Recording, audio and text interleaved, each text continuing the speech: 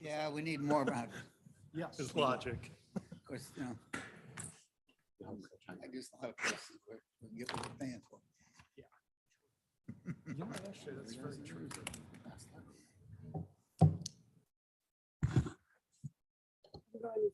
Anytime? Okay. Okay.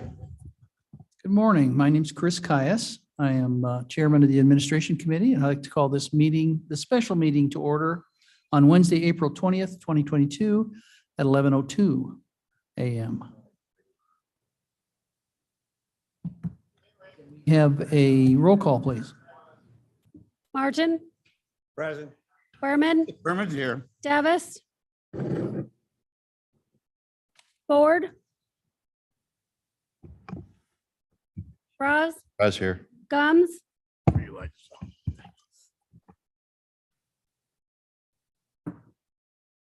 Pirog, Shepro, Caius.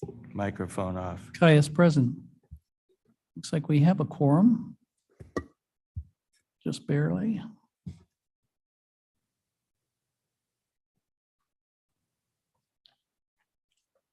Oh, plenty. Okay, great. We will dispense from reading the minutes, approving the minutes from April 13th, 2022. And Actually, a special meeting, is that correct? yes, Yeah. this one is a special meeting. Do you feel special, Mr. Shepro? No, I didn't say that on the, Oh.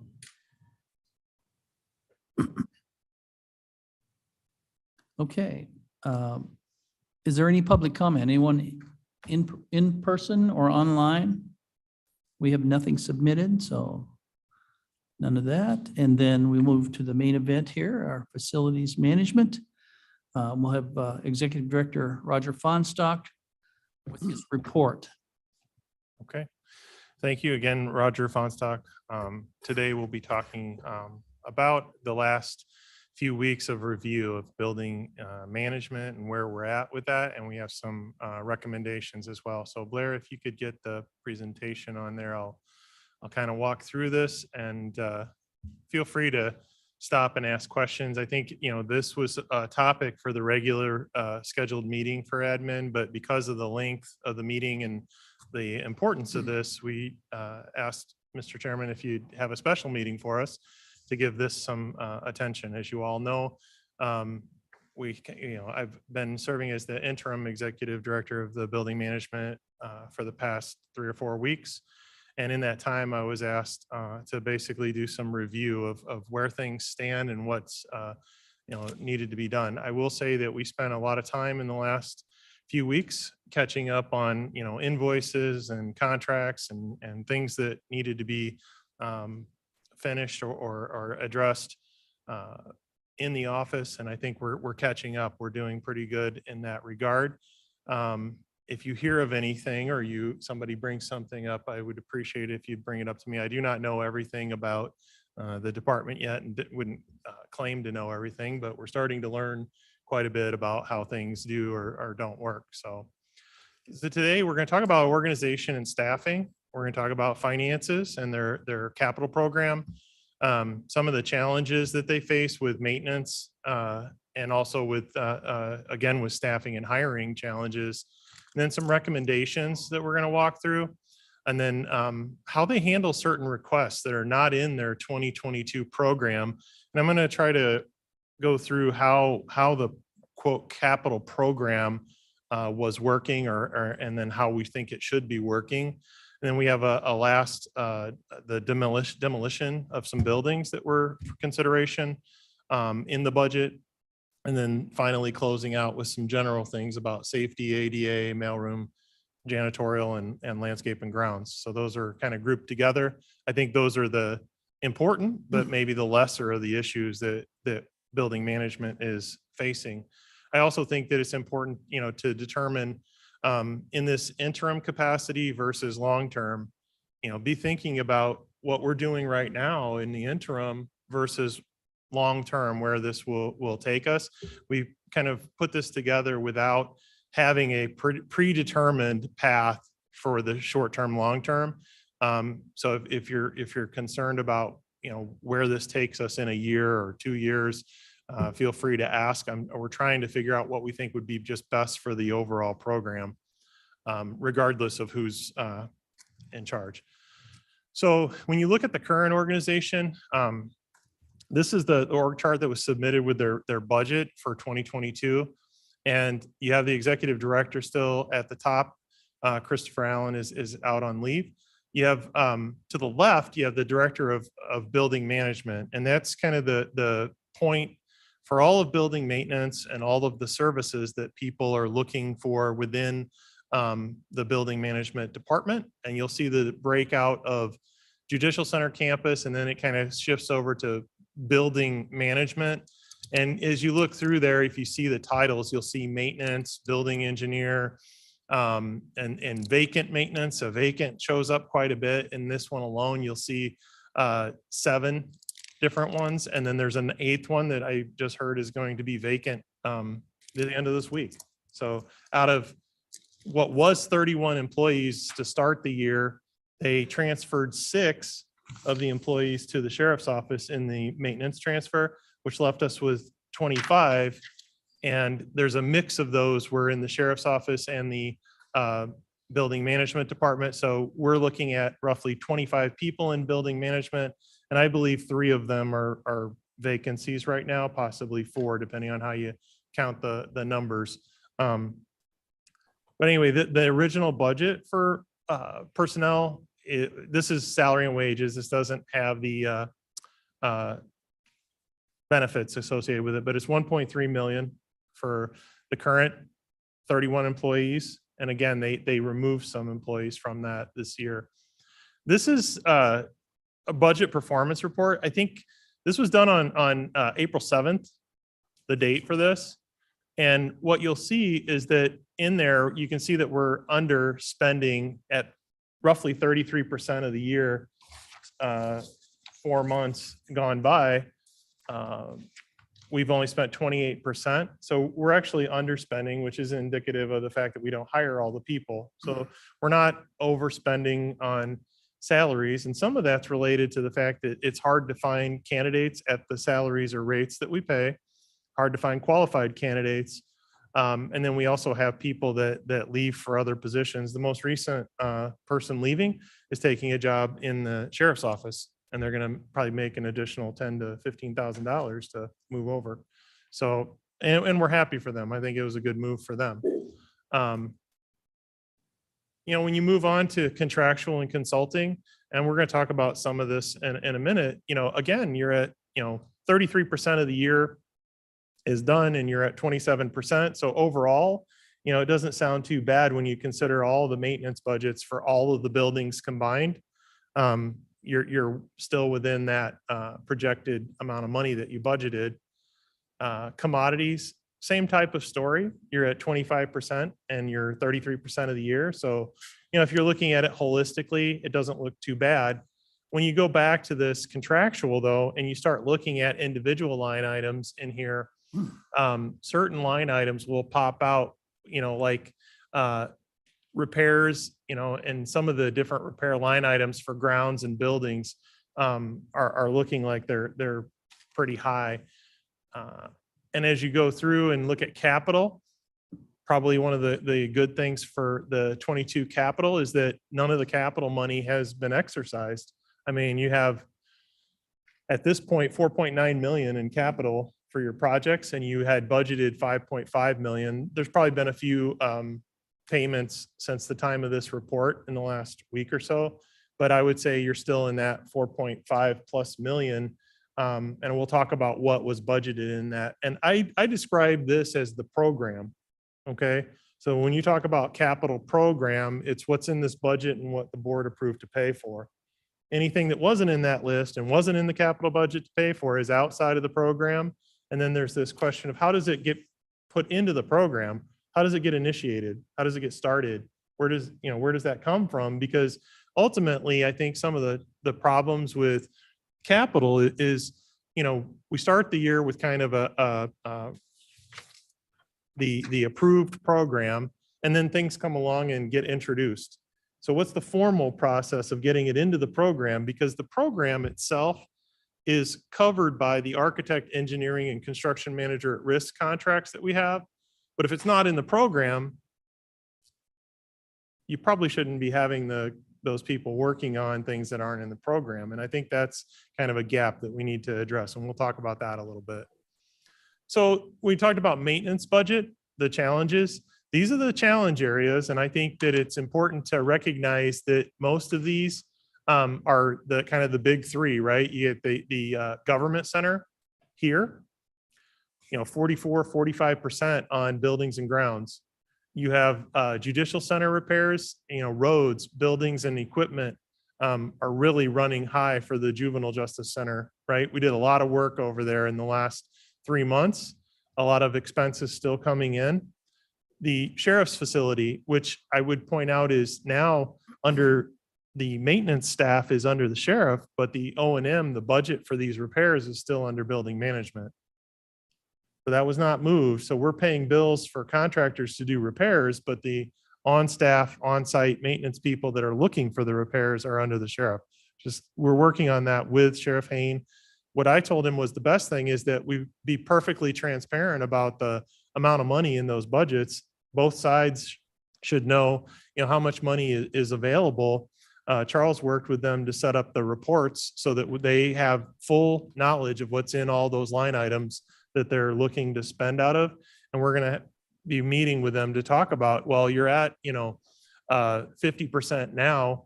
If you're a third of the year done by the end of the year, if all things are consistent, you'll be at 150%. And, that sounds like a lot, 150%, but it's a $260,000 budget. So 150% projected to the year end is a six-figure number, but it's not a real, outlandish number to reconcile. So the goal would be obviously to come back to this contractual table and keep this bottom line within range, that 27% for all buildings. So you're going to overspend in some, underspend in others at times, but we won't be coming into finance to talk about money unless we get to where this 27% is way out of line. And we'll be looking at that every quarter. So mid-year, we'll look at it. We'll say we're at 27% right now at a third of the year. At half a year, are we at, 70%, 80, 90? How far did we get in 6 months? And I think that's a good way of measuring it. And we can bring that back to finance to talk about if we need a budget adjustment or, a lot of times with regard to finance, if there's sufficient funds in the line items collectively to cover the expenses, we don't usually do a budget adjustment until you're out of line with your fund balance, basically. And that's when you have larger concerns. But so looking at that, we're 27%, doesn't sound too terribly bad, but we have some really high maintenance averages for some of the buildings. I think that's indicative of the type of aging and depreciation of the different equipment, major mechanical repairs, that are being serviced in the buildings. Hopefully, you don't have that hold true all year long. I mean, if you just repaired them. So staffing and hiring challenges, we have a issue challenge hiring qualified staff. You have 6 vacancies. I think there's going to be a 7th right around the corner. Just speaking with staff, there's limited number of applicants. I think in the last month or so, they had 3 or 4 people apply. I don't believe maybe 1 or 2 were even qualified to even interview. And I know that building management's interviewed some of them. The average building management salary is up there. It's $50,972. The industry average for just a maintenance tech is 54. So it's, $5,000 difference there. 3,000. Industry average for maintenance engineer is like $74,000, which we have 2 people that are identified as maintenance engineers, and their range is 65 to 75 in the org chart. But bringing on new staff is also difficult, just because their workload, when you don't have enough people, you say, oh, I'm going to, indoctrinate and apprentice a new person to come in. Well, who's training or showing them how to do anything when everybody is, scurrying and trying to just meet the day-to-day demands? So it's very difficult to start new staff, the workload, the training. There's no real good apprenticeship of people. You have a hard time finding people, and we pay probably moderately below average, and you're competing with school districts, cities, and other big buildings in the area. We see a lot of overtime. Overtime's increasing, so we get people that need, support for the buildings that are open 24 hours a day. You can't address the demand, so you work the person an extra couple hours at night. The next day, if that person has just worked overtime, you have another issue happen. They work again. I mean, at one time, I think we had a person in a 2-week period report. I mean, it was over 120 hours in 2 weeks. So that's a tremendous burden on, overtime as well. So when you look at this, and this is based on, our initial assessment of this, is how do you kind of divide and conquer and organize what you do with building maintenance? And I'm going to talk about 3 different ways that we're kind of contemplating this. So one is, dividing the management and maintenance responsibilities. And if you go back to the first slide, I'll go all the way back, and you look at the first slide, which was dealing with this division of building management and having everything report up through a single individual. What we're looking at is how do you divide that up so that you have a face and people that are responsible for a manageable area. We have about 1 million square foot of buildings. There's about 30 buildings and 1 million square feet. So right now there's that funnel point for one person, and all these people go back to it. So what I would look at is direction from the committee to basically put in place a person to be the director of maintenance for judicial and public safety for the JC campus, and then also have a director for the government center. Now there's people that are in places right now that are, perhaps they would want to be in those positions or should be, but I think we look at, hiring or promoting the people that we think are best to do the job. And we would basically be looking at dividing maintenance into those 2 segments. Each would get about 500,000 square foot of space. The second, part is, internal candidates being encouraged. We certainly have some people that are very good at what they do. They have interest in the management of the facilities. We would obviously encourage them, but I do think that we would give it a good critical review. Is this going to work for the county, and make some assessment about whether or not we think this can actually work with those individuals being in those roles. The second, like splitting the square footage between the 2 positions, and then staffing each of those people with a group of people to be one, a more senior building engineer, and then maintenance techs and custodial. And we also have, a complement of contractors that work with them as well right now, doing maintenance of the major mechanicals. And that's something we're going to talk about as well. So that they handle the day-to-day kind of routine maintenance or what should be done in routine maintenance.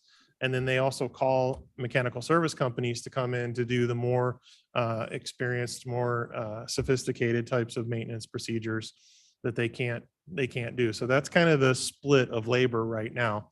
Goes from inside to outside on contracts, and they're doing the maintenance.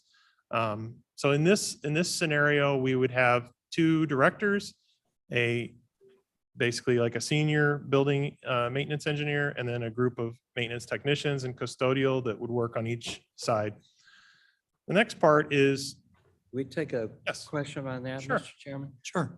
And this occurred to me when you showed the slide yes, of the ovals with the. Yeah. So my recollection is that when we voted to approve the transfer of the 6 employees, yes, the sheriff made the point of this only is the personnel. yes, It's not the commodities and so forth. it's true. And he said something like that will come later. And so I'm wondering, when is later? Oh, And it always struck me, because my understanding is that legally, the sheriff is the custodian of the courthouse, whatever that means. yes, And yet we have this sort of bifurcated, yeah. who's in charge here, is what maybe the way I would put it, So, which I think you're sort of starting to address. yes, And so I guess part of my question about all of this is that how does this fit into the sheriff's Yeah. either assumed responsibility or presumably he can agree, as I think has been the case for years Sure. about this? So this is Roger again. So the way we're handling it right now in mid-budget cycle is that we're going to be perfectly transparent and work with the sheriff's team on all of the contractual items that affect them. And we're going to meet to discuss, hey, this is outside of our budget. You'll probably see us come into finance and say, hey, we've got a set of bills that are coming. We need a budget adjustment from contingency or from other funds to help pay the maintenance of this building. And you'll see a unified front from the sheriff and the building management to say, we realize we're at 110%. We're trending over. We would like to have consideration for maintaining the building and looking at, like I said, I think the budget for sheriff maintenance of the buildings is about 260, something like that. And if we're at 150%, you're going to add another $130,000 to it by the end of the year. So that's the kind of numbers that we're seeing at a third of the year in. We're not over budget. We're at 27%. So we're not worried. I talked to the finance officer on Zick and told him where we're at. And he's like, yeah, he goes, there's no need to rush into finance to say, declare, you need money when you have only a third of the year done and you're at 27%. He's like, But we're fine for now. Some of that, Chepro, that's artificial in the sense of, it's not because we're doing great economies, it's because No. we can't fill Yep. positions that are budgeted. It's reactive. It's Yeah. 100% reactive at this point. So yeah, if you step on the accelerator and you start doing preventative and other types of maintenance, yeah, you're going to see that start to pick up speed. And I think that's kind of the next evolution of this, which we'll also talk about. We'll be talking about that. Yeah, we're going to talk about Does how, that answer your question? this is kind of like As it does. the Yeah. first option in, which is you need to staff it to get some basic level of functionality going for the requests and the scheduled maintenance and the preventative types of things. Then you have like the reactive maintenance. And we have this whole host of deferred things that haven't been done. So the second bullet point up there is something that we've been struggling with the last 3 weeks. And the staff that are there, I think they do a great job. They're there to do accounts payable. They're doing the payroll. But I think that they need an office manager, someone to help coordinate procurement, RFP, bids, contracts, and even the accounts payable, accounts receivable, and payroll. And if you look at the accrual of time that has existed in building management, you'll quickly see that these people are in a position where they literally are so high demand, they can't take time off. They're struggling when somebody gets sick. We have a person out on FMLA right now, which is absolutely crippling some of the office work. So, working towards a position for an office manager to coordinate procurement, RFPs and bids is critical. The procurement office, purchasing office, Maria Calamia and Karen, they do a great job, but some of this stuff is trade specific and the contracts are trade specific. We have problems, just interpreting some of the information from the contracts and translating it to the work. And I can give you an example of that. When you look at the construction manager at risk, architect, engineering contracts, it describes a pretty broad brush of things that they can do under those contracts. But then it says that it's what's in your program. So can they do anything that you ask them to do, or does it need to be in the program? And I think that's what we're looking at, is it must be in that program. So when you do a bid for architect, engineering and construction services, does it mean I can go build anything that is underneath the limit that was authorized? Or do I have to build something that's in the program that was approved by the board? And I think that's where we're at. I think that was our understanding, was when we approved Yeah. something, that's what's Yeah. got to be built. So some of the invoices hard that to- we're backtracking and some of the contracts, it's where does this originate? Where did it come from? How did this get started? And now we have these invoices. The work was obviously done. You're going to see a few of them at finance where work was done. There's invoices coming in, and we're trying to figure out how do you correlate to the original agreements, And I think some of that is under the board resolution at one point in time, stipulated that these projects that were under construction with Cordigan could be completed. And then the contract itself is there, which says they can do architect, engineering and construction management. So there's what the board intended and what's actually in the contract and what can be done. So we're just trying to align all of that, make sure that it's perfectly clear, make sure that we're following the intent and the contracts. Charles and I have been tracking down paperwork, Mark, we track down paperwork for everything that's out there and making sure that all of them are supported by documentation and paid. And I think some of that is, just the gap between, where previous and current picked up. But I think an office manager would help tremendously. And we would even be interested in proposing that as a shared position between IT and building management, because we do RFPs, bids, contracts as well. And it's a lot of work on our staff when we have a big contract going through as well. I think they would work in concert with the procurement office, with the Joe Onzik's team, to make sure that we follow all the procurement code. Obviously, the purchasing director would get the final approval on what we recommend. But I think it's that big. I mean, it demands a lot of attention. We went out for a bid prior to me stepping into this role for plumbing services. There's no responses. So you saw an emergency purchase affidavit go through for plumbing services. Well, it wasn't for a lack of trying. It was put out to bid and we got no responses. You talk to some of the vendors and they're very busy. The contractors are very busy. They have lots of work. Some of the terms maybe for what we asked for in the bid are a little constraining because we have, requirements for them to meet. And a lot of them probably just determined that I have enough business. I don't need to respond to that. I can work through small commercial and residential. And I'm happy to do that. So that's another area that we think is really important. And again, we're looking at splitting the responsibility of maintenance, but that position would have control over the contracts, RFPs, bids, managing the vendors. I think that's important as well. Question? To not have that relationship be solely with a maintenance worker deciding whether or not we execute a contract for tens of thousands of dollars, and not having to have myself or somebody get involved in every purchase. Yeah. Question? Mr. Shepro? Yeah. So is the duties that you have outlined, or the job that should be being done by the office manager, is that currently part of somebody else's job description that's not being done because there's no time? Or is there really nobody whose job it is to do that? So Or both, maybe? I think it's a little bit of both, but I think the RFPs and bids have historically been done by procurement, which there's a little bit of, I don't think it's their intent, but I think there's a disconnect between the building management needs and what our procurement office can functionally do with the staff they have.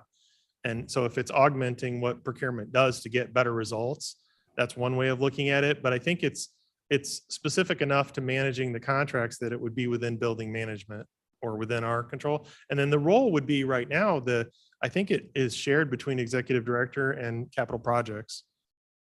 They put the RFPs out with procurement and bring them back in, evaluate, recommend.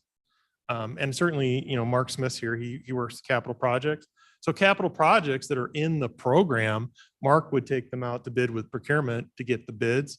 But services that you use to fix, say, a boiler, right? Those are done through building management with procurement. I believe the executive director would play a role in that, and they would evaluate the responses coming in. But I think you need more oversight to make sure that we're, following the schedule, that we have people on contract for all the major trades to do these things. And loosely, over the last few years, procurement, I think if you look at their schedule for renewing contracts, extending contracts, taking things out to bid, it is one of those things where things either barely get done or slip through and we're late, and you'll find that the contracts are not in place to get a plumber. Well, my impression has always been, Chepro again, is that the procurement was like a ministerial function, right? You take something and say, here's, put this out for whatever process is required.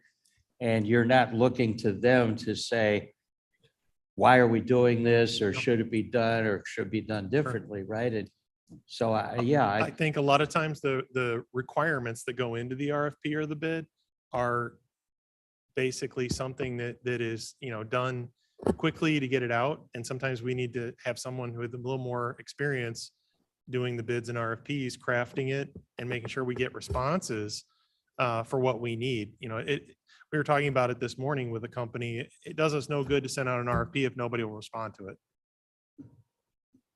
And that's kind of the process that you get, or we send something out and we get 1 or 2 responses. So you don't, and there's more than 2 plumbers in the whole county. I mean, so why aren't we getting responses? And we talked about that with purchasing is, what could we do to maybe create an express type of bid process where we ask for very specific things and ask them to respond. A good example would be if I said, I want to put out a bid and all I want all the plumbers that want to respond to give me their scheduled rates. And then I want parts plus a percentage. That's all I want. I don't want anything else. So just very simple. Tell me all your rate schedule and tell me your parts plus, and we'll pick plumbing outfits that we would use. That seems very simple. That would need to originate with the people who actually know Yes. what the need is, and not somebody in the procurement department Yes. who says, this is our standard form. And we have the same kinds of needs with IT. Ours is less because I was talking with Charles about our projects tend to be single phase. We identify the needs for what we need to buy that year. We actually engineer and solve our problem, then we buy it and put it in. They'll do phase 1 engineering, design, architect, engineer, and then they go out to bid and then they implement and execute in the second phase. So it's a little bit more extended process. And if you get into transportation, it's even more phases. But that's one of our areas that's kind of a pain point is the procurement, RFPs and bids. And I think that the finance and procurement would welcome the help because it is a lot of work. So in total, there's 3 new positions. Sorry. Mr. Martin?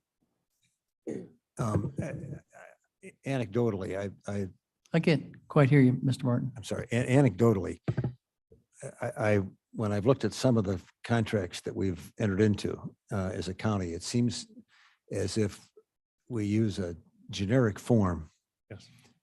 far beyond the generic form's applicability. Is part of what you're suggesting with the office manager, the idea of getting away from that? I mean, I've seen totally different types of activity, construction contracts looking identical to other contracts and and they're all different beasts. I think this is Roger again. Ideally, if you're using your construction manager at risk, your architect engineering firms, they have their pay apps. They're very specific. They're standardized forms. I think a lot of times this position is a person who can review and check all the boxes to make sure we have all the supporting documentation in place. The bid was done, the RP was done, put it all together in a package, agree that it's complete, and then process over to accounts payable, which is another area that we're looking at is how do we, depending on how you want to handle this over time, we have kind of built our own quasi business office to handle accounts payable and payroll, just like other offices and departments do.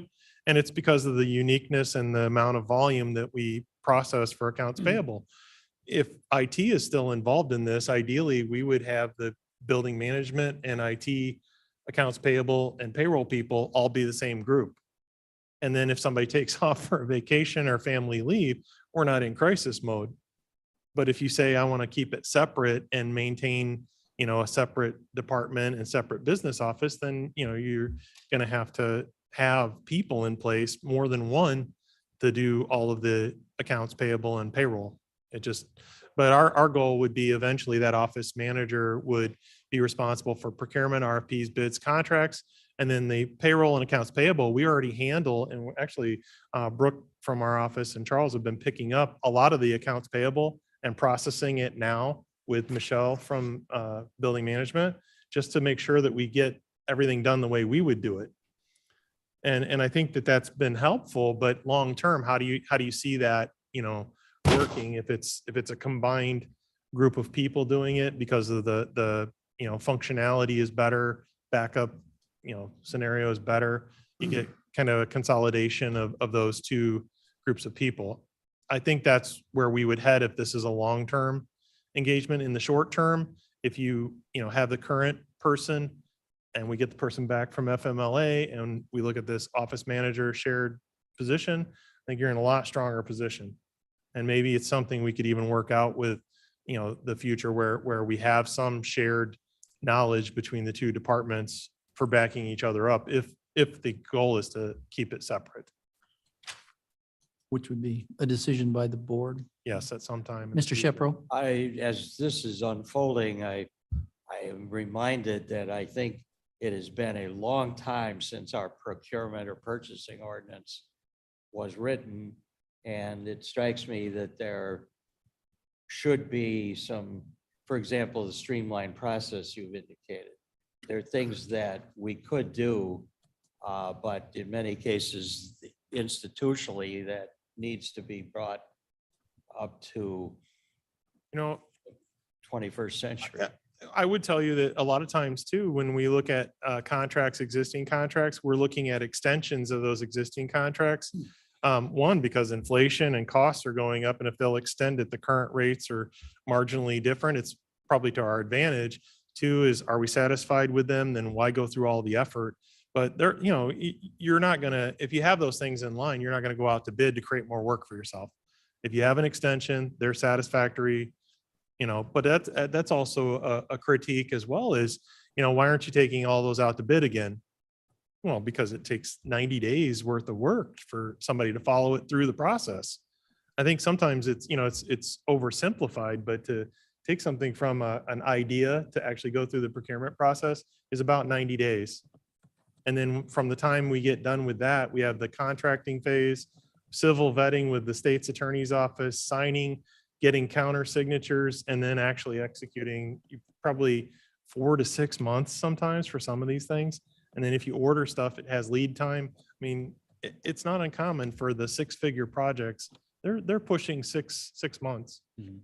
Remember, Shepro, again, Drew probably remembers this, where and this was a long time ago, is that somehow we ended up putting the insurance out for a bid process that was like you were buying salt when we were really trying to get services. Yes. And that was just a total fiasco, as I remember. There are differences between bids and like qualification-based selection. And transportation's kind of mastered that. I think they've got that down to a fine science.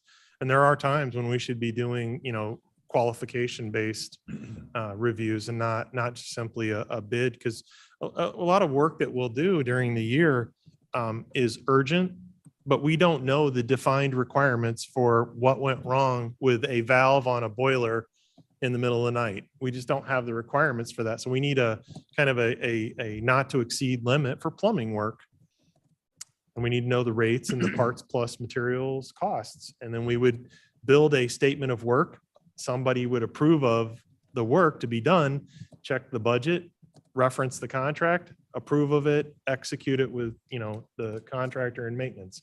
Very simple process. And a lot of times, I don't think that's being done, so we get an invoice and it's, where did this come from? Well, they approved it. Somebody approved it. Okay. What's in the invoice? And a good example, you find an invoice that, is maybe $27,000, and you bought a boiler and you're trying to identify what capital asset did you buy, because finance wants to know what capital was bought. So you go back and you say, I need a cut sheet. I need to know itemization of anything over $500 is a simple rule. It's under $500, it's commodity. If it's over 500, I need itemization because I want a capital depreciation on it. Okay, and then I got labor. Those are just simple rules that this person would put in place. What rules do you need in order to buy something? Now we have procurement office that sets up rules for the finance system, but in office rules like that are, do you require a requisition to an order? Do you do the 3 quotes? Do you do the, what process do you have for authorizing things? Right now in, building management, my understanding of accounts payable is there's a single approver, and we're changing that so that we have approver. So in our office, contrary to everyone's other understanding, I can't buy anything without having Charles or Brooke or somebody approve of it. We don't have a single approver. Everybody countersigns. Charles signs my timesheets. I sign his timesheets. Same thing. But it's just to make sure we have somebody else looking at everything. In looking at the positions, we define, the director of maintenance position, the office manager. We believe that we're short a maintenance tech with the reorg. And then, if you're looking at retaining these people and keeping them in place, I do think that you're somewhere in that 10% marginally off on salary. So what does that look like in a fiscal year? It's about $374,000 in a whole year. If you break it down to say you're going to do it for half the year, you're at $237,000. And if you shared part of the position with IT, you might knock another 40,000 off of that. But you're somewhere between $200,000 and $250,000 in wages. And if you hired 2 or 3 people, another $80,000, $90,000 in benefits type of thing.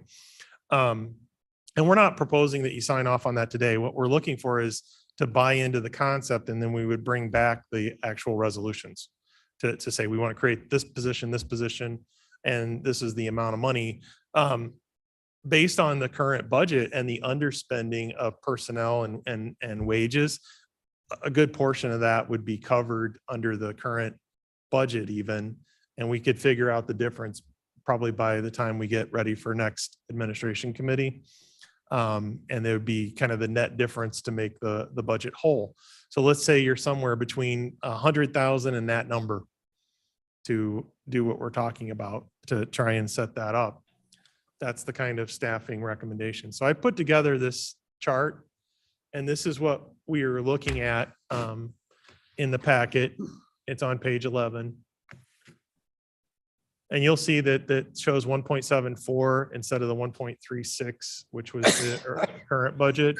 And again, you're at half the year almost by the time we do this.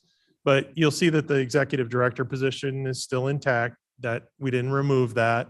And then you'll see the 2 divisions of labor for the buildings. Custodial these are just simply on staff daily type of cleanup crew for things, moving chairs. We actually have, janitorial services through 3 contractors. And that's another topic that we'll get to eventually is whether or not that's working. But if you split the responsibility between the government center, judicial center, and you're going to have some satellite buildings that are going to be picked up by the square footage rules, everybody gets half a million square foot, right? And then you have Mark and dealing with just the capital projects and the capital program, which Mark and I have talked about. How do you go about dealing with the program and project initiation? How does something get into the program as opposed to what's in the program now?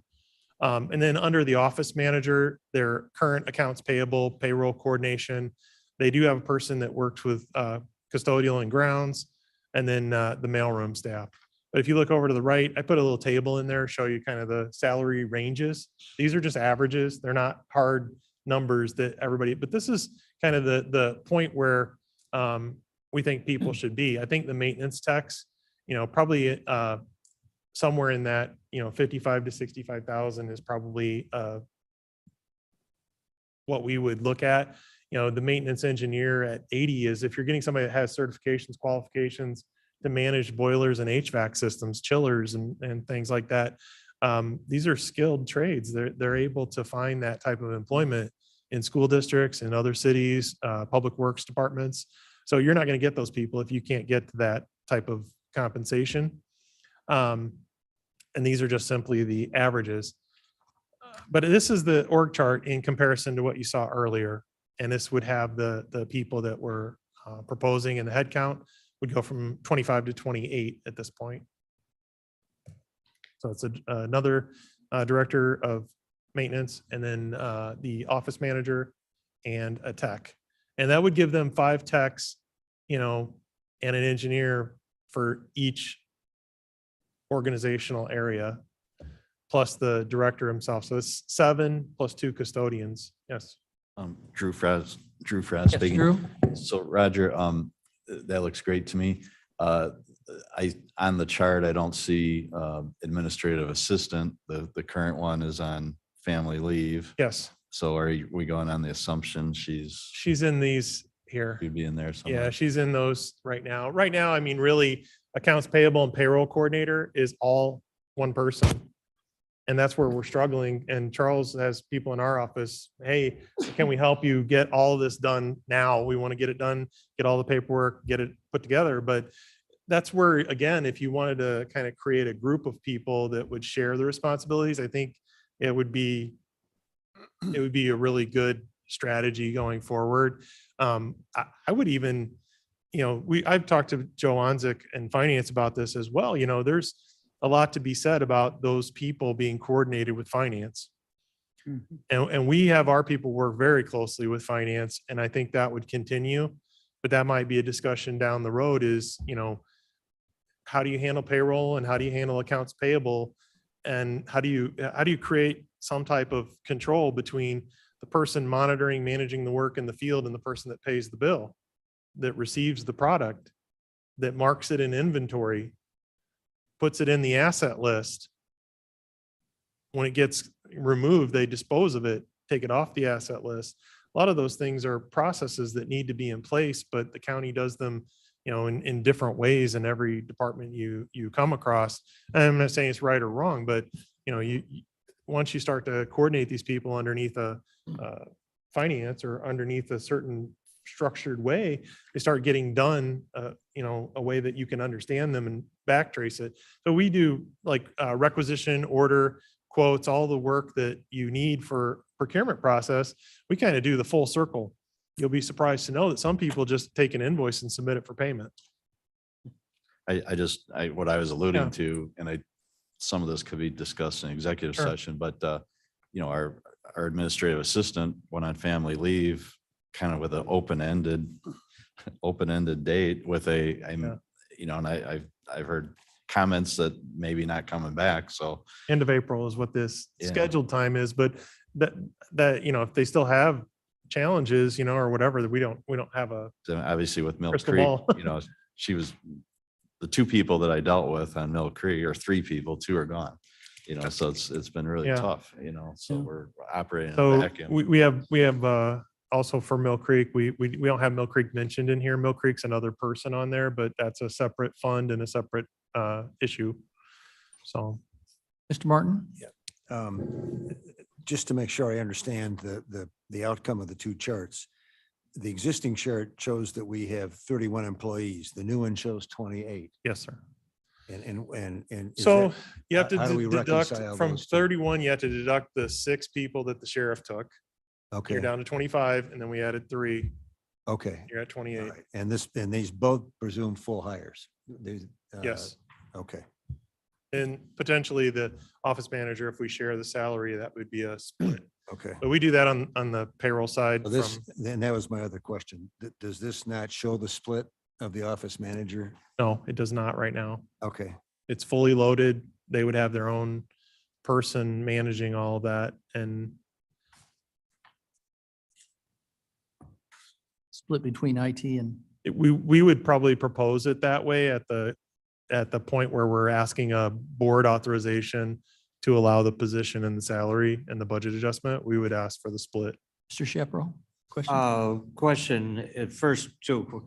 First is, how much of this, Roger, do you think would require board approval to implement as far as an internal reorganization? So we would have the organizational chart and the 3 positions To and job authorize. descriptions.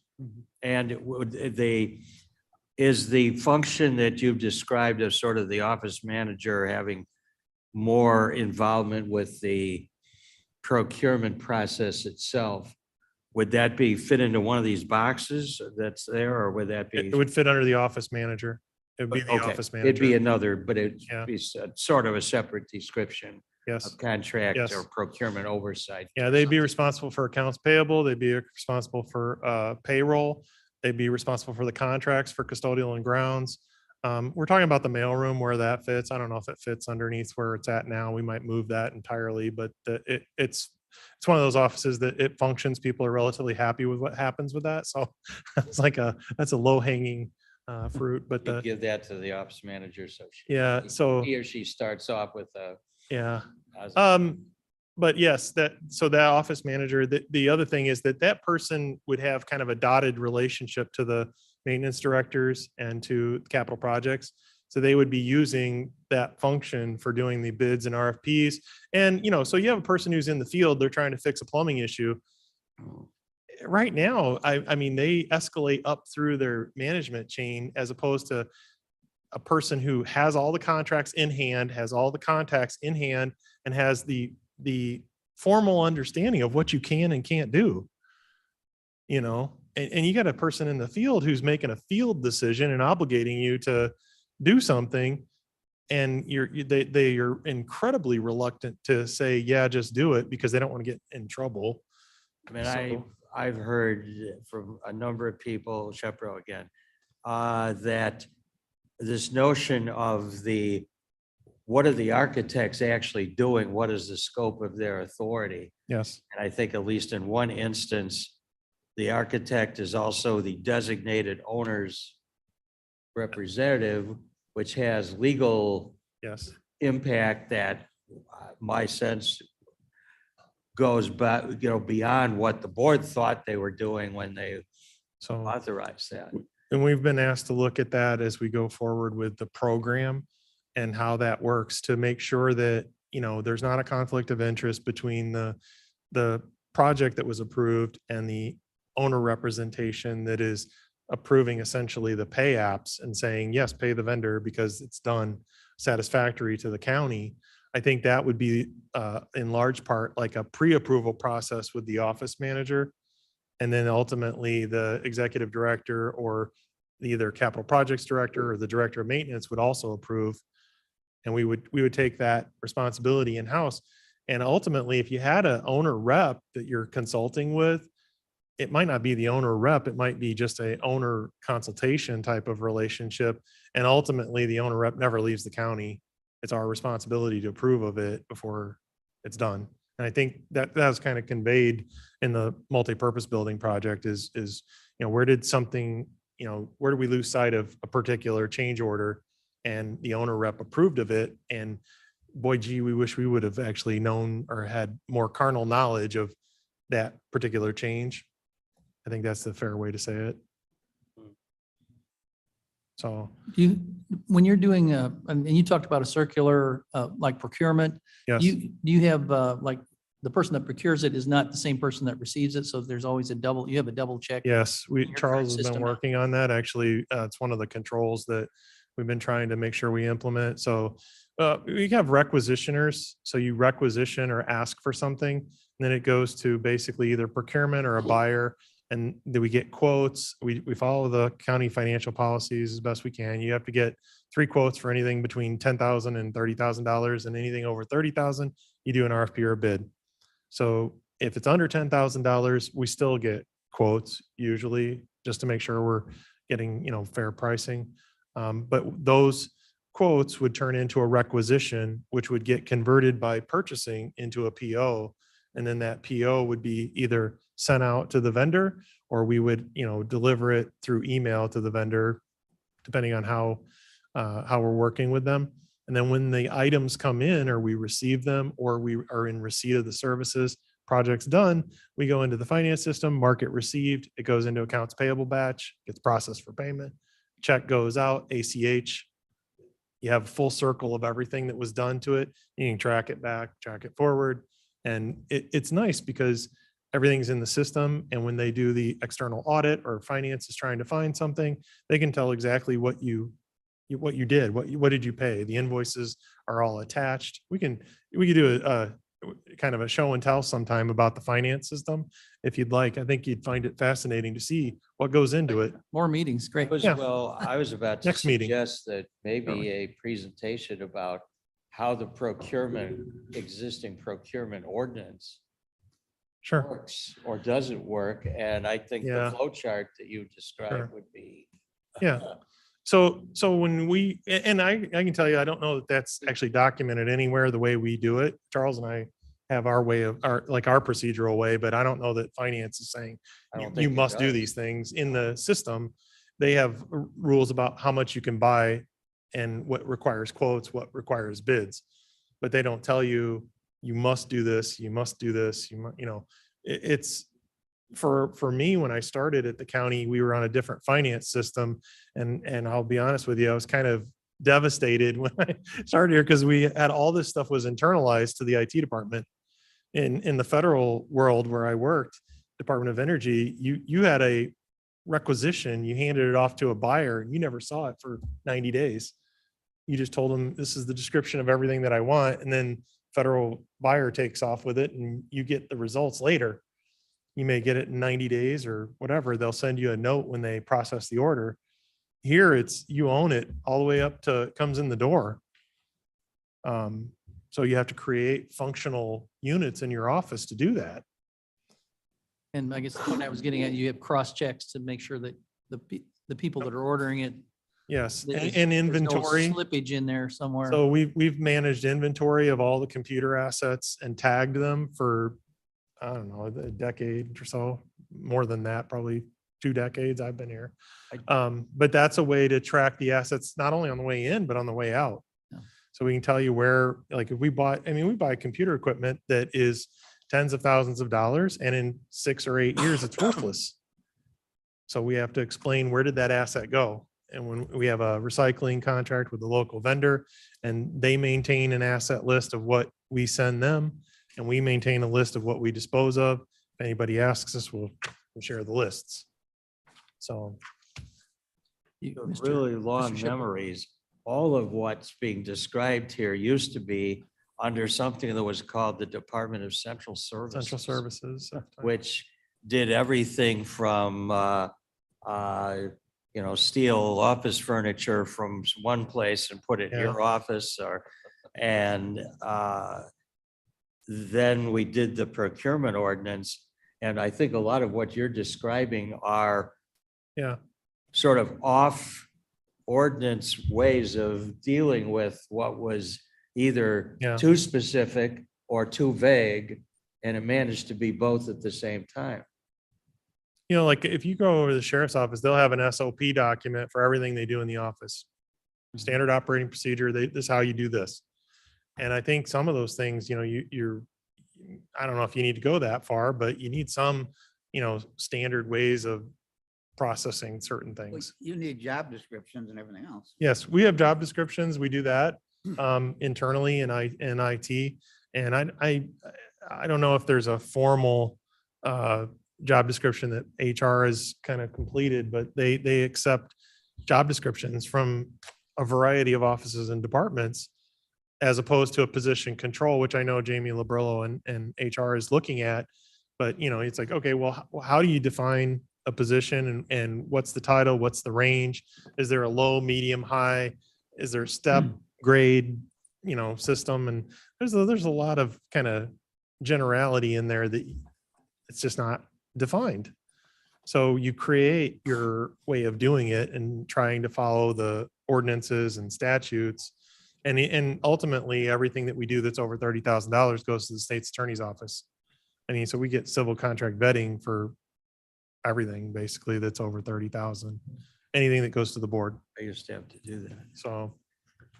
So, you know, going beyond that, we can, you know, I would like to get your direction on whether or not you want us to prepare resolutions and an org chart and the descriptions for those three positions and the recommendation of the reorganization. That's a consensus thing. You're not voting on it today, but if that's the direction you want, we bring those into admin committee next time around. Then it would go to finance to deal with the budget. I think we need Berman here. I think we need all that to really look at it in depth. I like what you're proposing. Obviously, there's justification for everything out there, but I think we need that detail Sure. at that level to really evaluate it. There's a little bit more to the second and third steps that I'd like to talk about too, but yeah, Okay. go ahead. Mr. Froz? Yeah, I support it. You know, I did work closely with that department on the new building as well as the Mill Creek issues. And, you know, we can brag about how we've frozen the tax levy for a decade.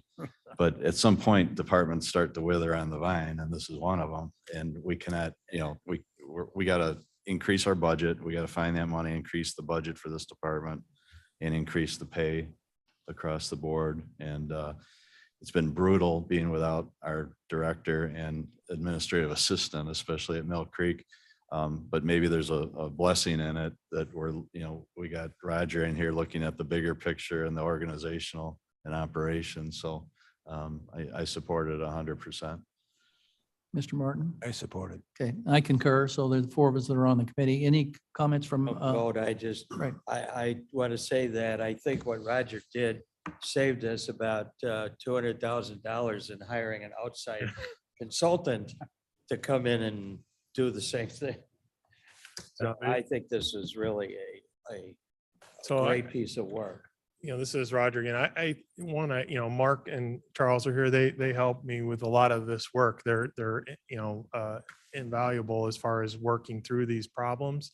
And that's one of the things that I think has been a strong suit for IT is that we have a lot of really great people. They're really good thinkers. And so we do like to do our own kind of understanding of things. And I think that helps. But if you don't mind, I want to get on to the next part of this. Now, this is There's just so, more? Great. yes, just so you don't misunderstand, this is not representative data. This is for example.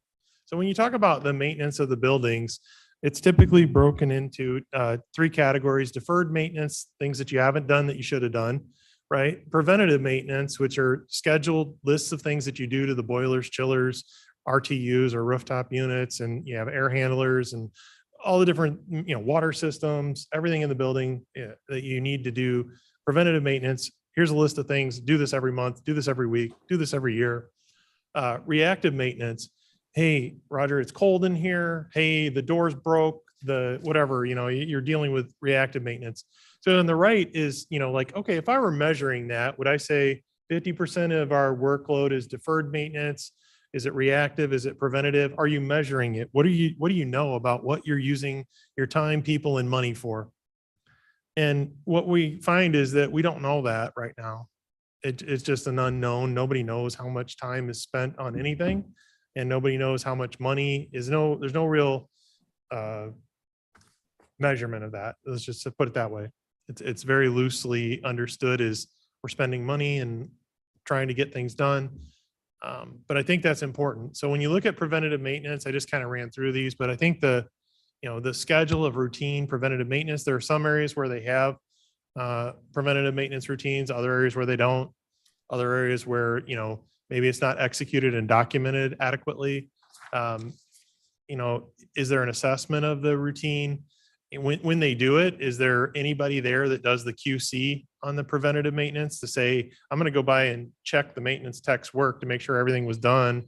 And then, you countersign it. And we were joking about it. Okay, well, if you go to a fast food restaurant, you look at the back of the bathroom door, they got a checklist of everything that was done to the bathroom and the guy signs it.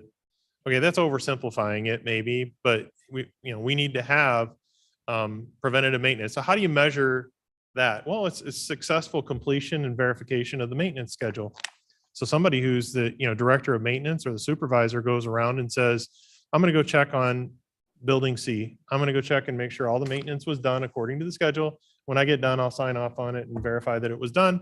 All happy, 100% maintenance scheduled, 100% maintenance completed. Okay, I didn't get to the filters on the, furnace or whatever. Okay, well, 100% maintenance scheduled, 80% was complete. We missed 20%. We measured it. We know we're 20% off, or we know we didn't get it done. Those types of things, I think are essential to understand whether or not you're doing your preventative maintenance or not.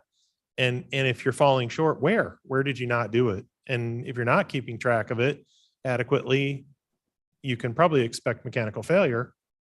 It's a matter of time. Do you have a work order system in place? So they have a system called Facility Dude. It's basically something that was kind of born out of managing school buildings. And I believe at one time, what do they call it? School Dude? School Dude was Dude, D-U-D-E. And so they have Facility Dude, and they do have the ability to load maintenance schedules into that. And I talked to a couple of the guys, they do use it for certain systems. They have some of them programmed into Facility Dude. I talked to Facility Dude about this and a couple of other vendors. And there are people that will do the maintenance schedules for every type of major mechanical that you want. And they'll put it into Facility Dude for you for a price, or you can do it yourself. But there's we had a quote for the Judicial Center to take all of their systems and put them into Facility Dude for maintenance schedules. To have them do it was $20-some thousand. They'll look at everything, assess it, put the maintenance schedules all in. You can do it yourself. If you think you have the competencies and the skills to do it, you can put it in the system yourself. So there's kind of a mixed mode. The other side of that is that, and we'll get to that, is the reactive side of it is if you have a request, a maintenance request, Facility Dude also tracks that. So there's preventative, they track the scheduled maintenance, reactive stuff, help desk, service desk type of maintenance, they track that. Are they putting their time on what it takes to do each of those each of those positions? Okay. Nope. That's, the data that you really need is costs money to get. So, yeah, so we'll go to from preventative maintenance to deferred, which is obviously things that were written up in a 2015 plan. There's a 2015 plan. It was a 10-year plan. It's wrapping up in 2025, and there's tons of stuff on that plan. It's probably 600 pages long. We're not going through that today. In that plan, there are lots of things that were scheduled in deferred maintenance that I'm trying to, Charles and I we're going to read through the plan. We got to go print it in binders. It's coming out. We're going to go through the plan, and the plan's still within range of 2 years. It still has items in there that probably were on the list that should have been dealt with. So one of the things I'm looking at is in that current plan, can we itemize and tell you what wasn't done in it? Because if it wasn't done, it's still on the list of things to do, and it's probably the oldest. And we're also conveniently getting ready for next year's budget. So how much of that was deferred and then deferred again can we add to the budget for 2023? Where can we, and if we get some money through ARP, maybe that could help us offset some of that, long list of deferred, right? Not to say use a double negative. But White's also doing an assessment, same thing. White's looking at what we have in deferred maintenance as well. And they're going to take that report and update it. So we'll get another, 10-year type of look at it. That goes back to that presentation we did at Committee of the Whole, which was, you had $18 million in deferred maintenance 8 years ago. It probably didn't get much better. So how do you measure completeness? You know, you assess the condition annually, you compare to your scheduled deferred maintenance replacements, and you measure whether or not you completed everything that was on your schedule. And if you're not following it or you're deviating from it, why? You know, that's a good measurement, I think, for the deferred maintenance. Is there any, Oh, Mr. do Frost. you think anybody's at zero deferred maintenance, or is there an industry average? I'd just be interested. You know, I doubt it. But 50% is really high. Yeah, I doubt that there's anybody that's like perfect, you know, acing that score other than new buildings. You know, and that's a good question is, you know, within our pain threshold, you know, prioritizing what's most important. Yeah. And, you know, okay, when you talk about a project, and we'll talk about project initiation in a minute, what makes it a project or a part of the program? Is it because it's public safety? Is it because it's accessibility issue? Is it mandated by the courts or by law? Or does somebody just want it? You know, so we have to determine what makes it a part of the capital program for Mark to work on. You know, and that's something that's not a discretionary thing for us. It's the board decided on a capital program.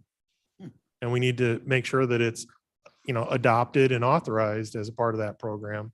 If you don't, then, you know, how did you decide to do that? And what was the justification, you know, behind it to get it initiated? So, but measuring completion and Mr. Martin, did you priorities. have a question? I do. And then, So I want to make sure I'm correct again. In 2015, we determined we had $18 million worth of deferred maintenance. Yes, And we have a significant amount of that list that yet remains to be completed. yes. It's kind of unknown because I don't think they Okay. followed the plan. And then am I correct that we've not looked at that issue since 2015? Not the overall plan. I do know Oh. that for a period of about 3 or 4 years, that plan was followed and we spent a lot of money working towards remediating deferred Well, my items. point being, in addition to whatever the significant element of the 18 million is, we're going to have a brand new batch that became Inclusive. deferred maintenance items Yes. in the inclusive interim.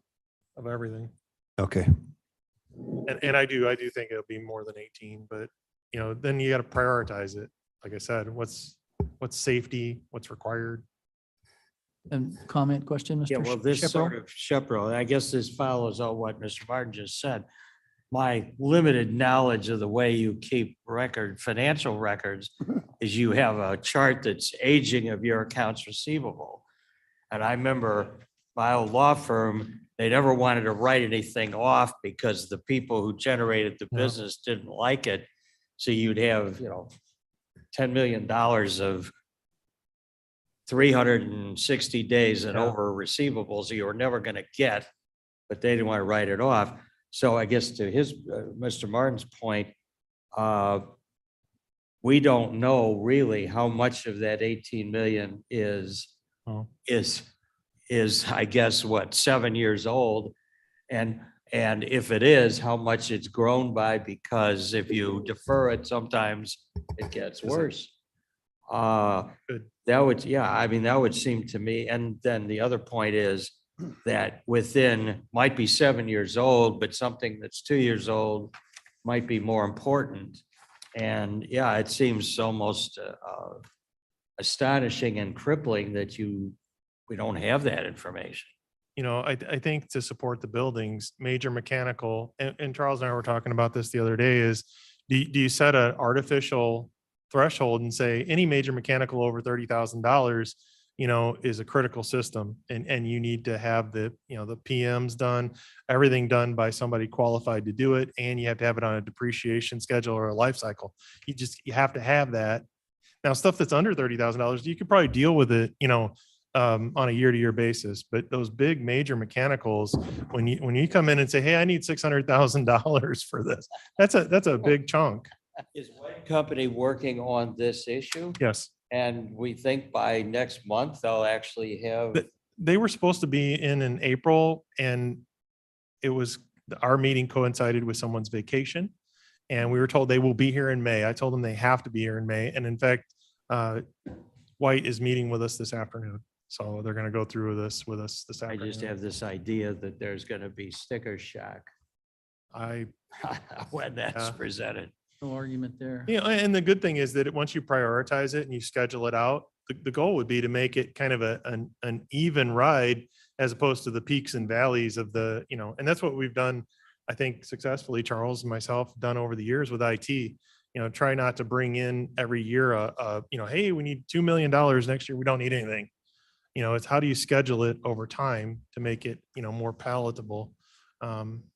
So measuring the priorities, you know, and the completion of the deferred maintenance is really important. That's part two.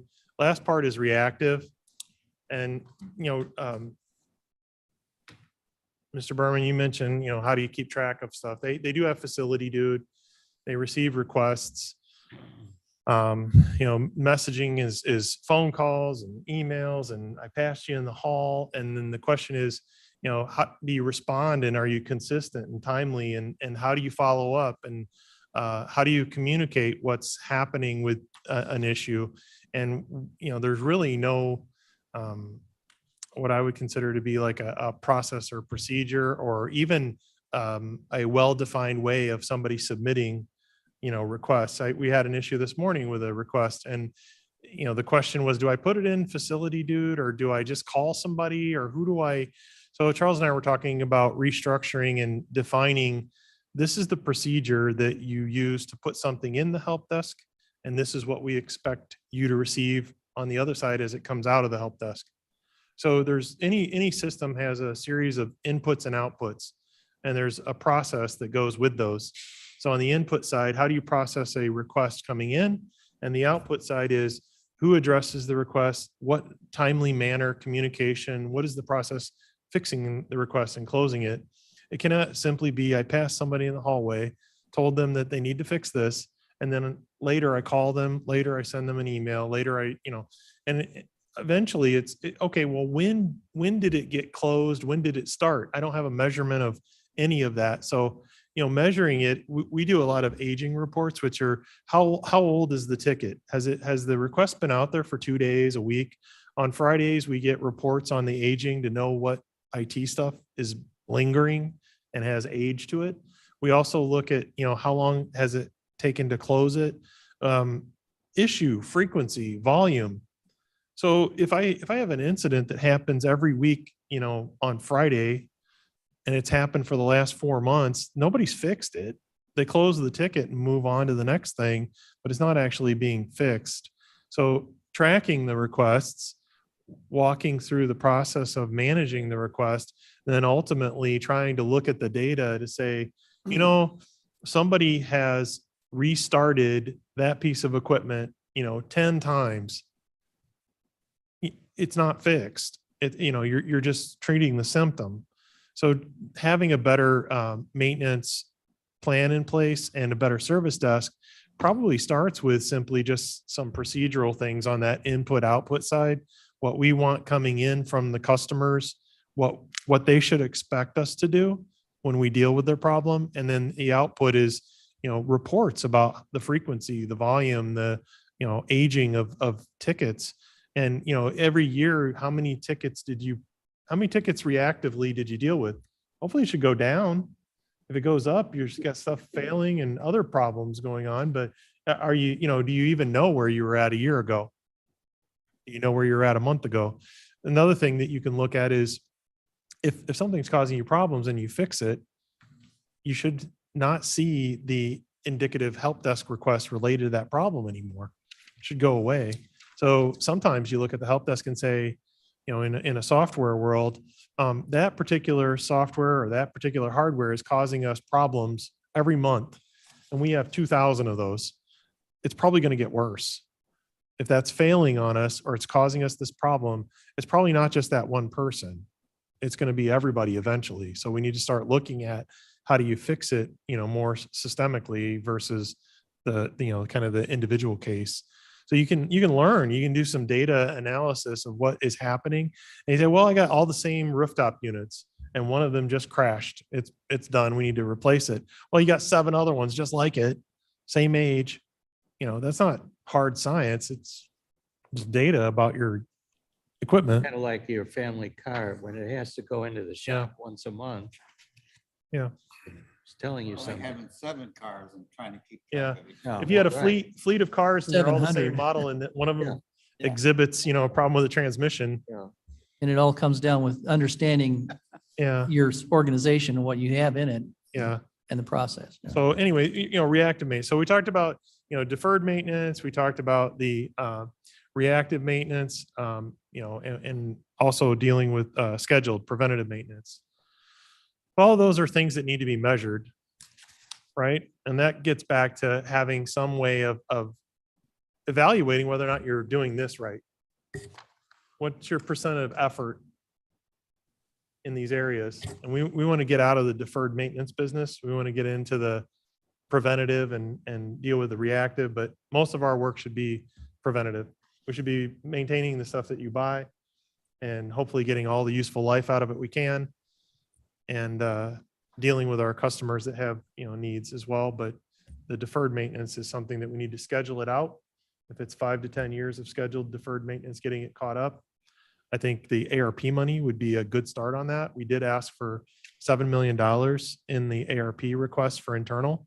And a lot of that, I think, would go into fixing major mechanical systems related to deferred maintenance. It's not building new buildings yet. So if we go back to where we left off, we're going to talk about capital. We talked about personnel. We talked about, the different types of maintenance. Dealing with capital. Right now on the left-hand side is what we have identified as priorities. So you have the master plan and the assessment. Those are being done right now by White. Master plan is related to the use of the buildings and the square footage, condition of the buildings, all that considered. What do we have? What do we use? And, what would we project or see us needing? This is long-term vision, 10, 20 years beyond. Assessment of the buildings, major mechanical, are they in good repair? Do they need repair? What kind of repair? Order of magnitude. When do you schedule it over the next 10 years?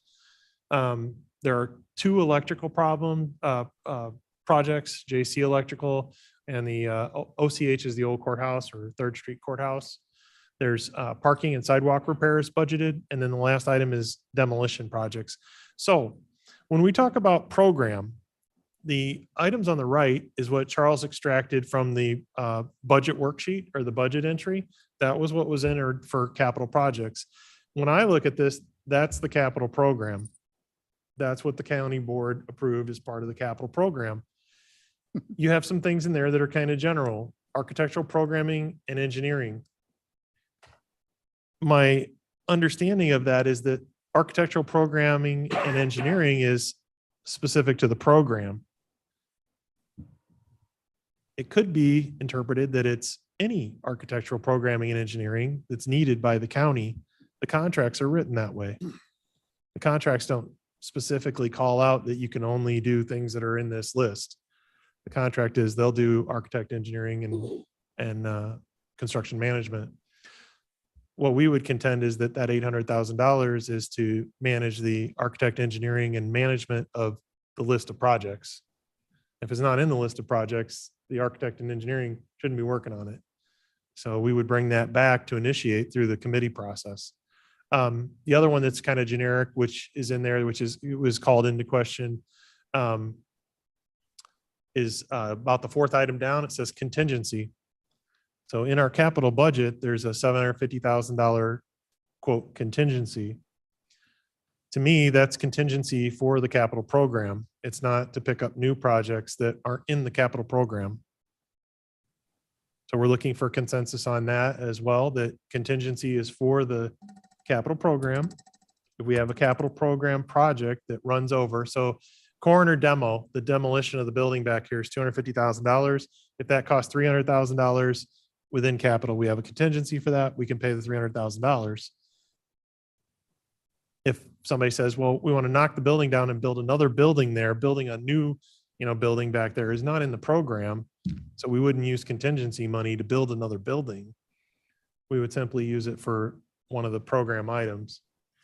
Is that that's the consent or kind of the consensus that I want is to know Is that that, a new, is that a defined? well, I can tell thus you far, that, or that there are in the projects policy? that come up throughout the year that nobody thought of a year ago, Yeah, and they're not in the budget.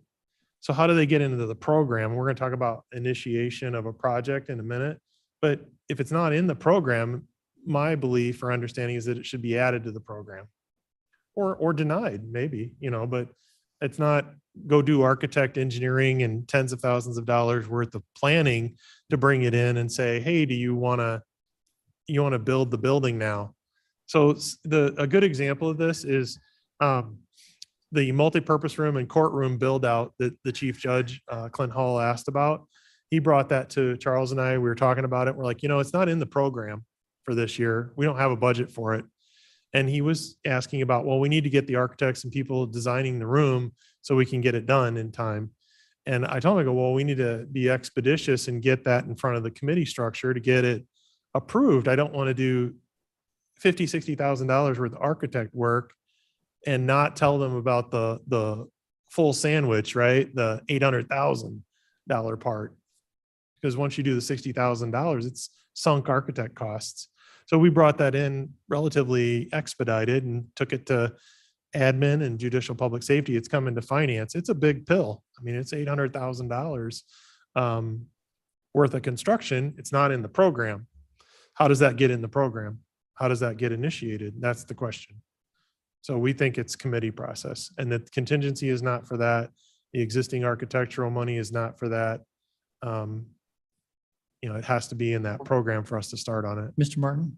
Well, I support the request. In my mind, if we don't do it, then we undermine ourselves as we whittle away at a contingency, which you got to presume was reasonably set in the first place. So we've got existing contractual obligations with a contingency set, and we're going to chew up the contingency to deal with new issues, and the new issues are going to have their own contingency for which we have no money. That's a big contingency, 800,000. What's that, sir? That's a big contingency. It is. I don't know if, do we have that? So this is Roger again. The other thing. We Sorry. wouldn't use it because we would have to be already in the program, and we define where it was going to get paid for. Then if it went over, then we'd use contingency. Yes, That's the definition. That's what you're asking for, I think. Is yes. that correct? Well, Mr. I guess Shepro? This is maybe being repetitive. The more you use emergency affidavits or Yes. don't put into the program, the program cease to have any meaning. And that's why transportation has a long-term Yes. plan. And you don't just say, I think we want to build a tollway that's not scheduled for 10 or 15 years down the road. And as Roger said, most of these things require multiple steps and lots of money before you ever have the groundbreaking.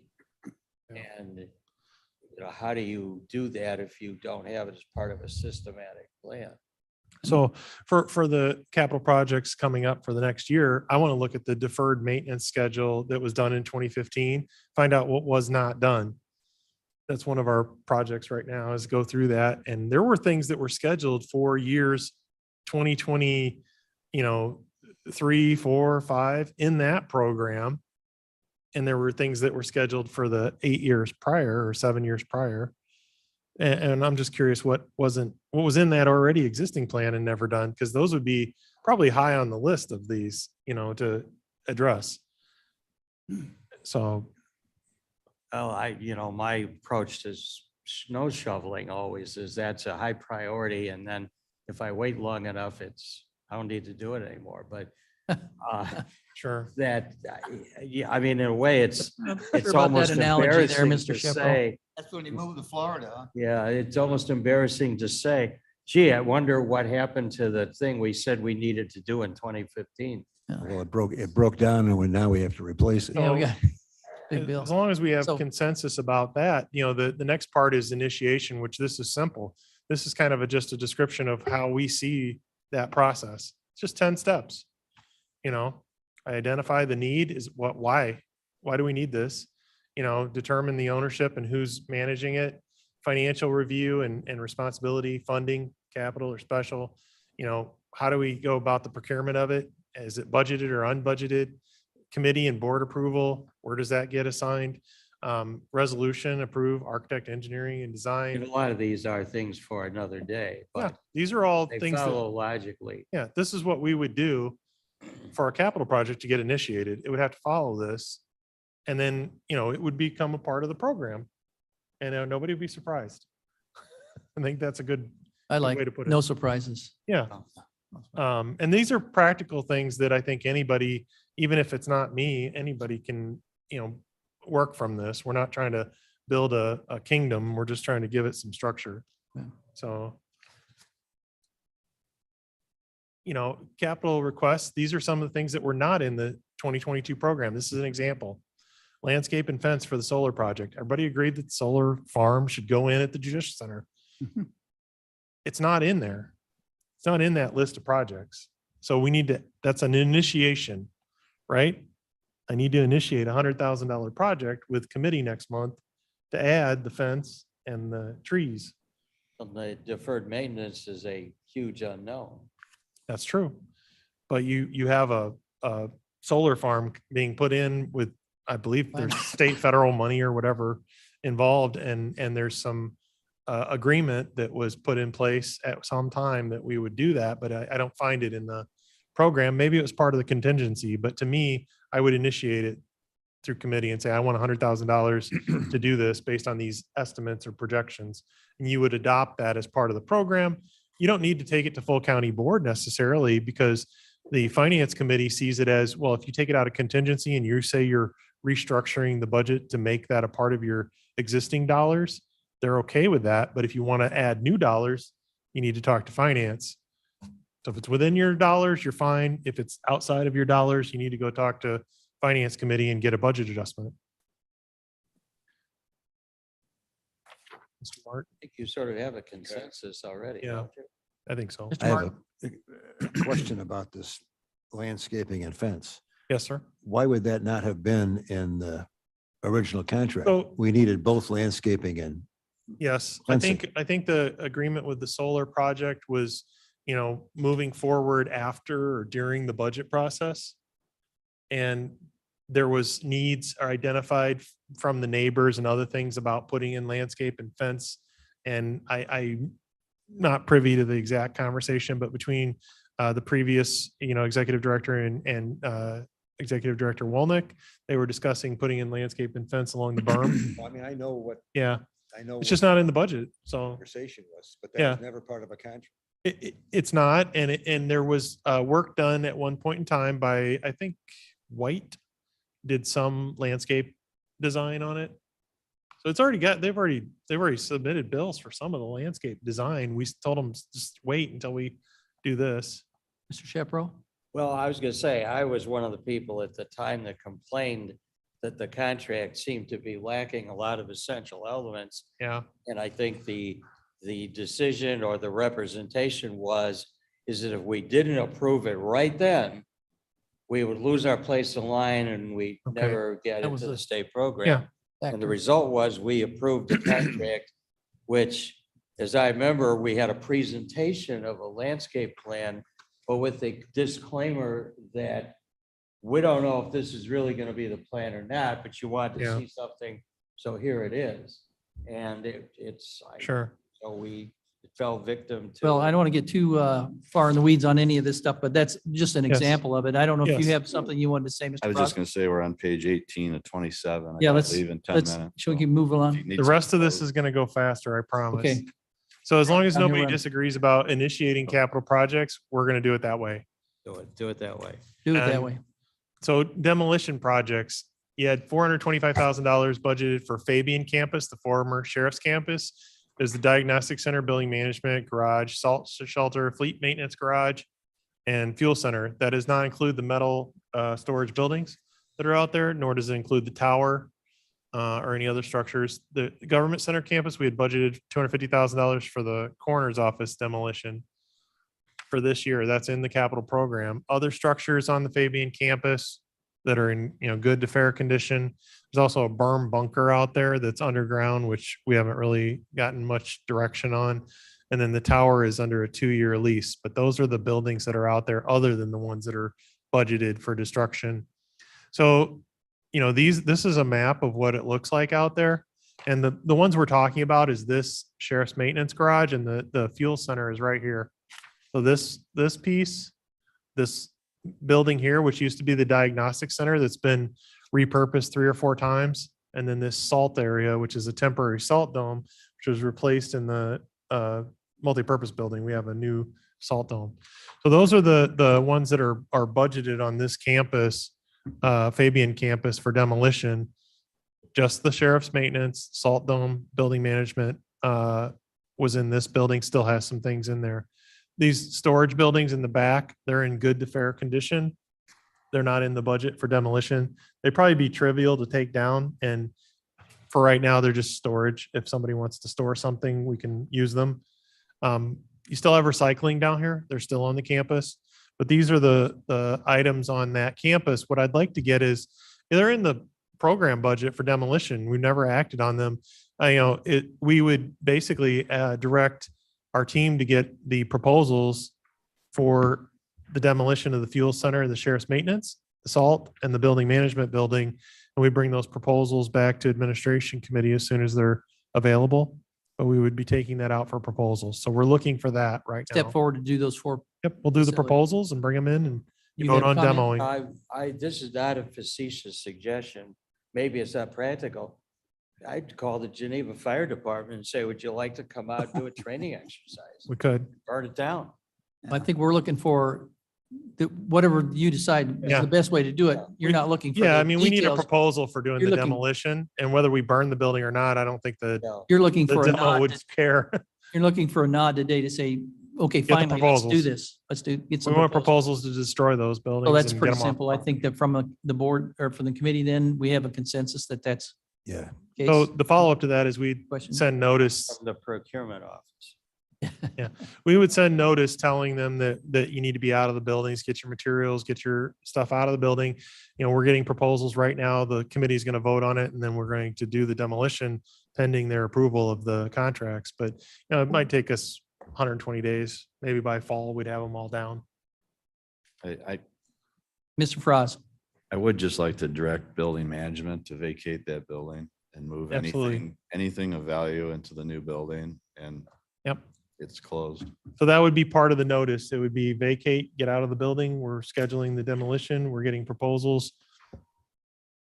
When we schedule the demolition, it won't be waiting for you to pack your bags. So, yeah, I do want a direction on that. And the other one is. you have that, then just officially, you have direction to proceed Yes, with we'll get the those. It's- proposals. And it's about Yep. time. Yep. The other items that were on there, these are some notes about the recommended demolition. Their budgeted expenses. We'd work with purchasing and our existing architect engineers to get a plan for demolition done. We'd get the bid out, and then obviously we have some environmental challenges we have to deal with. So we do need architect engineering services for the environmentals. That's the underground tanks. And that would be from one of our 3. Yep. It'd probably be White. White would be the first choice that we have. We're Logical. working with them. Okay. Done. Next one is going back, actually.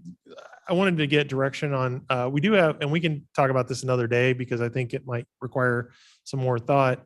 There's the coroner's office back here, which is also scheduled for demolition. And we do have people in there using it for refrigerator storage of vaccines. And there's also some other items in there. But the question is, is that a short-term issue or a long-term issue? We're having a meeting with OEM and the health department soon to discuss where they want to store PPE and where they want to store everything now that they're going to be getting out of the mass vac site at Sam's Club. So the question is, where do we store all this stuff? They have about 3,000 square foot of storage that they need.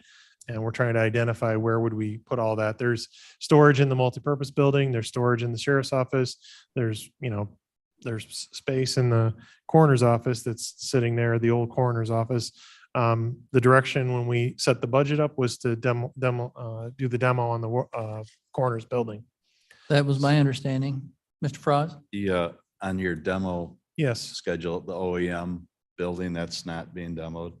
No, that building was not in the budget. It's No, in good condition. It's in good condition. Has heating so and air I'm- conditioning, That's a big old warehouse. 4,000 square feet, Yeah. which would conveniently be big enough to store the PPE, but I don't know about, mice and other things out there. We might have to look at how that, That'd be Thank my you. concern. Managed. Mr. Martin? If we have no present planned use for the pad upon which the coroner's office is constructed, why wouldn't we just let it sit? And with the potential that maybe it has a purpose. And if it doesn't, we can take it down. But if the building is otherwise sound, why create a vacant? I think Gravel pad. the building's been identified, not as a good use for occupancy by the coroner and by others, but, Warehouse is different. it's obviously a structure, and the other challenge that we have is that when they place the generator behind the building, it's right in the middle of the property. If you go back there, you'll see that the generator is kind of in the middle of the turn, nested in the middle of the building between the Sally Port and the building. And that presents an interesting challenge. If you wanted to convert that to another use, you have a large generator that sports 911 sitting in the middle of the plot. That one I think needs some further, Does it I guess act as a thought- buffer then? The building acts as a buffer from the rest of the, it is, At and least for the short term, it's being used. it is being used, so I don't think we can demo. I mean, we could get a proposal for doing the demolition just to see what it costs, and then talk about it at admin. committee input? No? I just think my thought is let it sit. Ms. Frost? I agree. Okay, Mr. Berman? just sit. That's fine. Okay. We I can bring it understand. up. I thought we were going to get rid of it as fast as we could, but Yeah. because it was not inhabitable. It's the symbolism. We'd like to see it crushed, Oh. but Okay. Okay, we're talking in metaphors then. Yeah, I think Okay, we'll wait. We'll bring it back in maybe a month Okay, or two yeah. and talk You're about gonna it. be investigating the other places for storage Yes. too, right? So. the important thing would be to, Our recommendation was the diagnostic center, building management and garage, salt shelter, the fleet maintenance garage and fuel center. Is this what we recommended? We didn't recommend those the four. coroner yet. That's all. It's on our list. Yep. Um, So you Safety have that. systems and ADA walkthroughs, we've been talking about this. Charles and I were looking at potentially doing a walkthrough of the buildings for safety and ADA, just to get an idea of what's happening in the buildings. That was mentioned to us by a couple of people in the courts. I don't think there's any action for that right now, but it is something that we think is important. Yeah. Just somebody visually looking at everything. Janitorial, again, we just did another contract for janitorial. We've had a hard time keeping up with that as far as having enough people working and being responsive to it. That's all contracted out. And we have some custodial internal, but most of it contractually covering gaps, people not showing up, not fulfilling their contractual obligations. But I think, we're working with a new contractor. We have a couple on contract, but it's something that we need to evaluate a little bit further. We didn't get into that as much. And I think it's still a lower priority than the general maintenance. And again, same thing for the mailroom. Generally, people are happy it's working. We've had some different, issues over the years, but not as important as the maintenance issues. Not security or safety. No. Yeah. No. I guess the vote by mail ballots. Oh, I don't want to talk about that. No. That's not my Ooh, problem. That's not my problem. Yeah. They do have a lot of mail coming through now with that, as far as vote by mail, going out and coming Should in. be more. Okay, all right.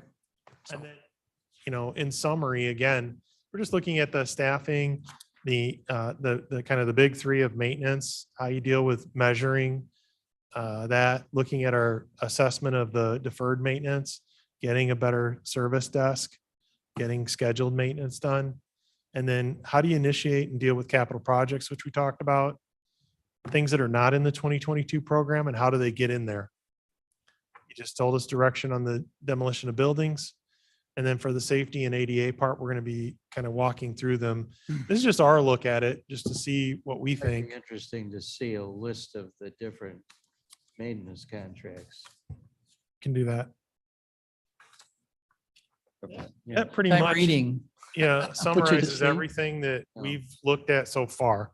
Yeah. And I'm not saying it's a, a complete and final list, but it's a lot. And I really appreciate, listening and kind of going through the different aspects of what we've seen so far. We will be looking at the janitorial and the grounds, landscape grounds, snow removal, those types of things. They're a little seasonal, but those are out there. And we do think there's some work that needs to be done in that area as well. But we didn't get to it with this yet. Okay. That'll be another hour meeting, hour and a half. No problem. It's not right now. Already had our hour and 45 minutes. Yeah, we're, Okay. So any questions or comments from the committee? Anybody, Mr. Shepro, anything else? Well, actually, one quick thing is that when we had the special meeting to discuss the possible priorities for a potential referendum, Mr. Fraz very eloquently outlined the issues related to the buildings.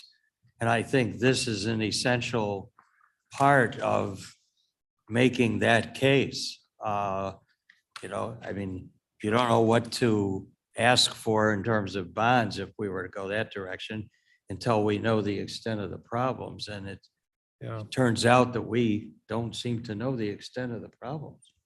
Anybody else online? I see some board members still hanging in there with us. Mr. Chairman, this is Alan. I have a question. Mrs. Allen? One of the things that Roger talked about was doing walkthroughs and assessments, ADA general, safety and upkeep of the buildings. Aren't we paying White a whole bunch of money to do that for us right now? I was under the impression that we had them They are. under contract to give us that kind of a report. Yeah, I think we're looking for a summary report from them. I think you're talking long-term, just as a standard procedure. Yeah, I think that the things that they're looking at, are within a list of items that they check. We're looking at it for just visual inspection, so we understand, and we might even use their list as we go through just to verify. But, one of the things that was brought to us by the judiciary is, regular, presence of people looking at what's going on in the buildings and identifying with a face who's looking at the buildings and identifying things that need to be addressed. And I mean, we did a walkthrough, Mark and I did with someone the other day, and just walking through, we identified 2 or 3 things that probably need to be addressed before we get the 80-degree temperature this weekend. So, Does that answer the Thanks. question, Ms. Allen? Yeah, thanks for the explanation.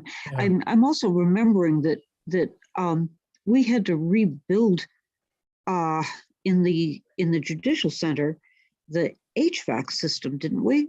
And some of that had to do with using Geneva water, but not treating the water, so various parts rusted and so on. Can we get a hold of that kind of thing so that we don't have to replace a whole system all at once too quickly? I would tell you that we have been working, to get basically recommendations on this put together, which is something we didn't get to yet in this conversation, but I think we can talk about it in the near future. Is, the relationship that we have and how far we go with contractors to support the preventative maintenance versus, a managed service to do the maintenance on certain major mechanical. And I think that's the direction we're going to recommend, is that certain major mechanical systems over a certain level of complexity or value need to have professional services by professional maintenance people that are certified on the equipment. And, we have odds and ends of maintenance agreements. But I think we're going to try to formalize that into the scheduled maintenance plans. And it could be that the contractors we have, given the right direction, would do all the preventative maintenance. And they do it on a schedule, and we'd be happy. Or it could be that we want someone to look at managing the scheduled maintenance for certain buildings because they're just high value assets. A lot of money. Yeah, And it was St. Charles water. No, Yeah, St. Charles, I think. yeah. I was just gonna ask, it doesn't seem to me that an architect is the right answer No. to every one of these things. It, either it's too expensive or they don't have the right expertise. So, Sure. And we do have major mechanical, I mean, we use MSA and Anchor Mechanical and some other groups that come out and do maintenance. But they a lot of times they're not hired to come in and do a plan or a program for you. They're hired to do a certain specific job and then back out. And what we're looking at is, no, we want you to do like a 3-year contract to maintain the boiler and chillers. And you do all the preventative maintenance on them because they're that high value. Did that answer your Really- question, Mrs. Allen? Really appreciate you trying to wrap your arms around this. That's excellent. Yeah. Thank you. I'm happy to. All right, is there any other questions on anything else here for Roger? Anybody online? Okay, well then, I think we're think good. we're running out of quorum fast here. We're gonna use Mr. Shepro. Yeah, I get to be a quorum. He's in a quorum now all of a sudden because Mr. Froz had to leave. Was there anything under any of the other items you had here? Information technology, No, sir. any new business, old business? I'll entertain a motion, put the, Make a motion to adjourn. no, put the, No, what I'm did going we to put have? this on file. Okay, I'll ask unanimous consent to Oh. place the reports on file, Okay, we have that. All right. then I'll make a motion to adjourn. And then no executive session. So then we will have Motion to adjourn. motion to adjourn, second by Second. Berman. Yeah. All in favor? Aye. Enjoy your afternoon.